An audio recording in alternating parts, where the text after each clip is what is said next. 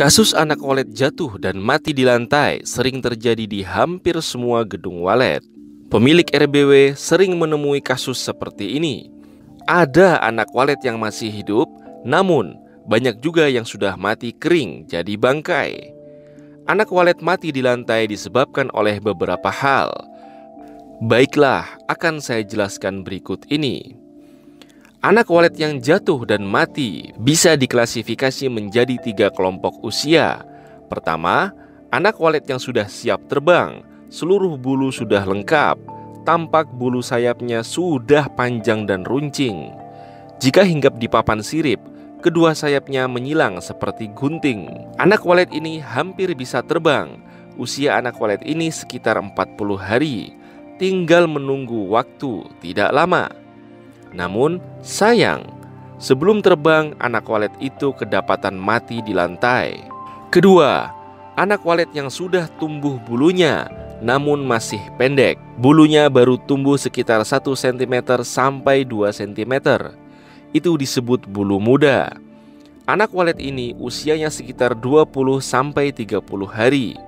Namun nasibnya apes. Anak walet ini mati di lantai. Ketiga, anak walet yang masih merah atau masih tumbuh bakal atau calon bulu.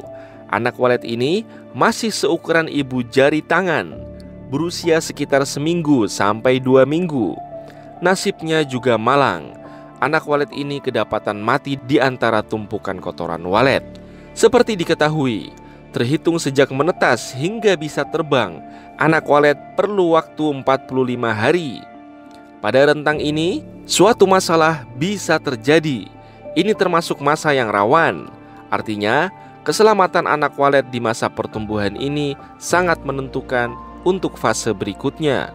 Apa sebab anak walet mati di lantai? Mengapa bisa terjadi anak walet jatuh? Baiklah, akan kami jelaskan. Pertama, anak walet jatuh disebabkan karena kaget, panik, dan takut. Karena terjadi kegaduhan saat pemilik melakukan panen sarang. Kondisi tersebut membuat induk walet mendadak terbang, yang menyebabkan anak walet yang belum siap terbang memaksakan untuk terbang. Akibatnya, anak walet jatuh ke lantai karena gagal terbang secara normal. Karena anak walet ini belum saatnya terbang, namun terpaksa terbang karena panik telah terjadi keributan. Pemilik kadang sempat memungut anak walet yang jatuh di lantai kemudian diletakkan di sarang.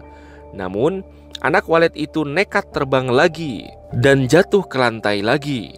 Ini yang disebut panen menimbulkan korban, terutama pada RBW yang sudah padat populasi. Memang hal ini sulit dihindari. Kedua, anak walet jatuh disebabkan terjadi panen malam hari oleh maling. Pencuri sarang walet ini melakukan aksinya di malam hari dengan menjebol dinding atau merusak gembok pintu atau masuk melalui LMB. Kemudian dengan cepat melakukan panen malam. Panen dilakukan sembarangan.